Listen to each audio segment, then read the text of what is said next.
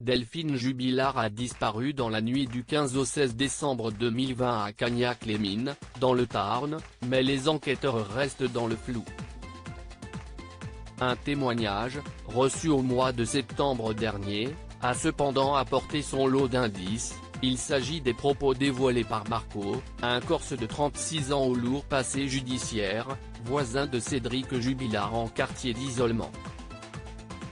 L'un était enfermé dans la cellule portant le numéro 9, l'autre dans la 10, et les conversations se seraient faites au fil des semaines, par leurs fenêtres, quand tout le monde dormait.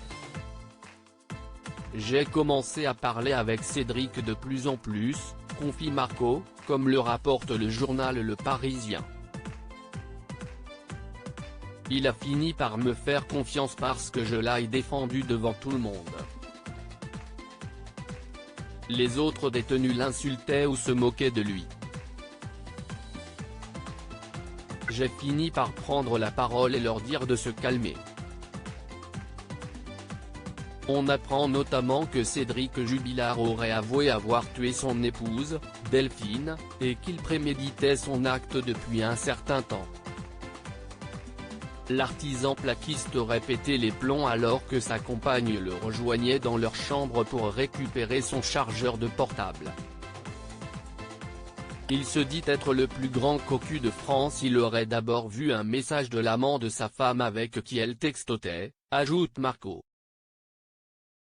Il a pris son téléphone des mains et a vu les messages.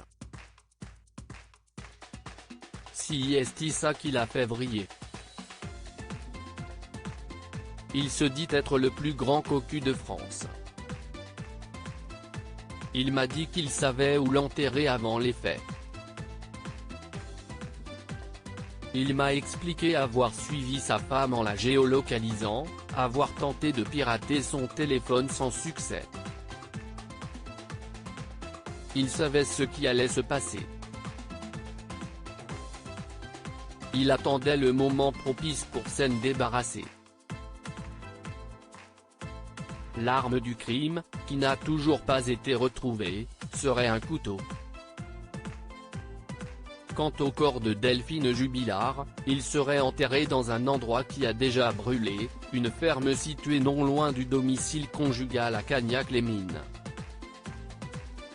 Les propos de Marco ont de grandes similitudes avec certains éléments d'enquête, comme la localisation supposée du cadavre de Delphine Jubilard, que Cédric aurait communiqué à sa nouvelle compagne Séverine.